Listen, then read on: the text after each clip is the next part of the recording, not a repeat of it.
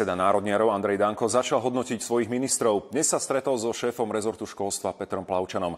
Z krokov svojho nominanta najviac ocenil odvrátenie vlny štrajkov. Minister školstva Peter Plavčan si krátko po nástupe do funkcie dal 38 úloh, ktoré by mal splniť v oblasti základných a stredných škôl. 24 úloh ho čakalo pri vysokých školách.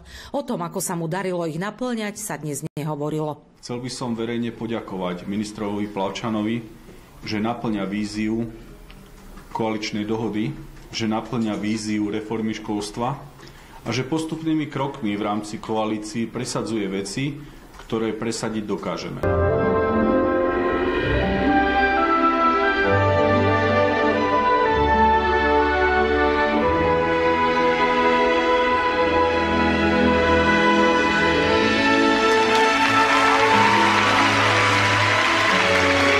Vízia reformy ráta s navyšovaním platov učiteľov aj s lepším vybavením škôl. Z plánov na najbližších 10 rokov sa však zatiaľ nedá zistiť, kedy sa majú konkrétne kroky uskutočniť a koľko budú stáť. Tento dokument by mal slúžiť ako akási predstava, vízia na dlhšie obdobie, aby politické reprezentácie dokázali príjmať konkrétne opatrenia vrátane finančného krytia. Minister školstva pod dokumentom podpísaný nie je. Aj na tlačovej konferencii povedal, že táto vízia je autorským dielom šestice odborníkov. Podľa nich by sa na rokovanie vlády mohol materiál dostať v júni.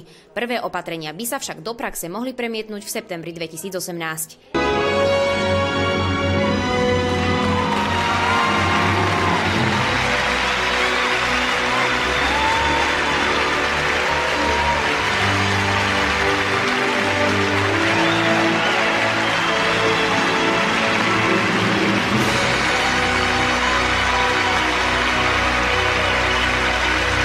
Ďakujem pekne. Ako ste spokojní s vlastným tempom tej reformy? Ďakujem veľmi pekne za vaše otázky. Ďakujem.